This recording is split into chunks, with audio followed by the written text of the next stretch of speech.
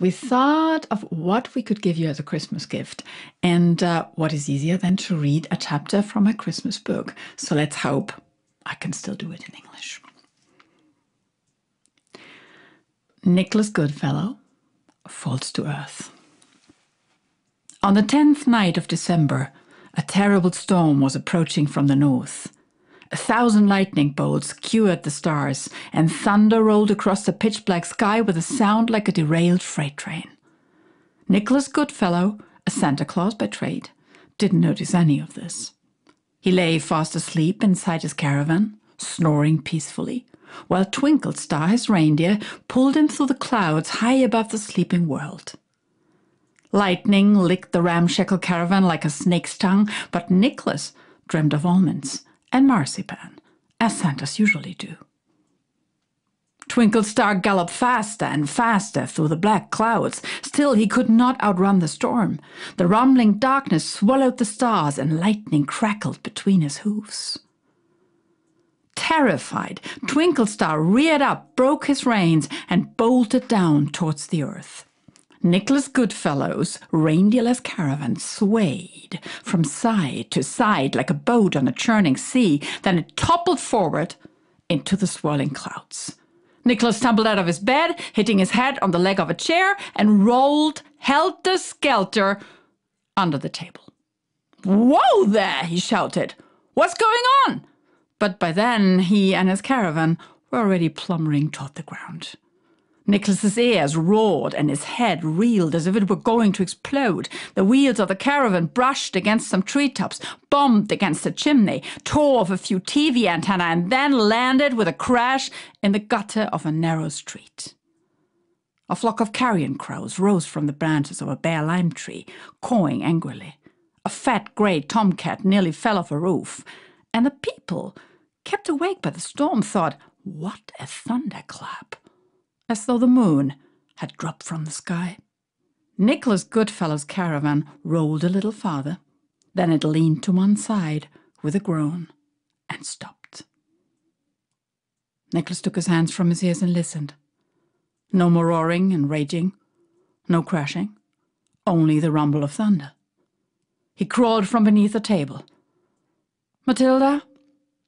Emmanuel? Are you all right?"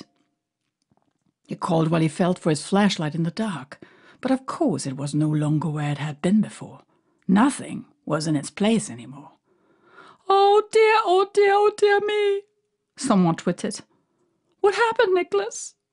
"If only I knew," Nicholas replied, gently prodding the huge bump on his forehead.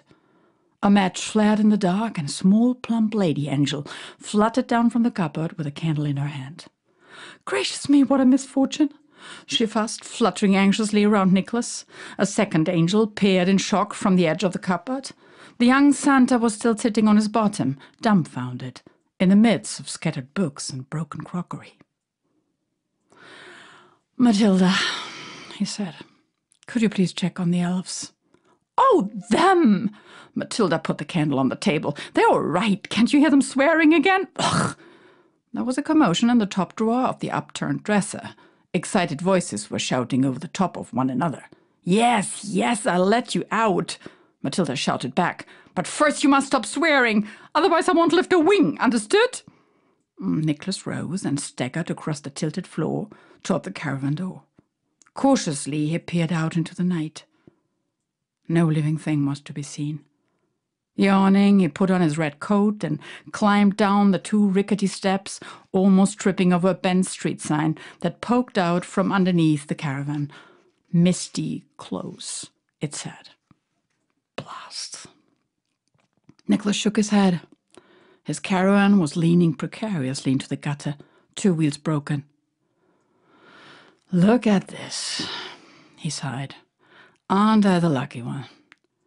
And his reindeer was nowhere to be seen either, which was no surprise. All Christmas reindeer are invisible, but greedy too. Nicholas took a few bits of gingerbread from his pocket and held them out hopefully into the darkness.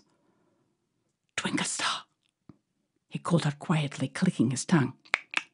"Twinklestar, food! Now come along, you faithless nag." Nothing. No clattering hoofs, no bells, no snorts. Just one last roll of thunder. A raindrop landed on Nicholas Goodfellow's nose. Splash.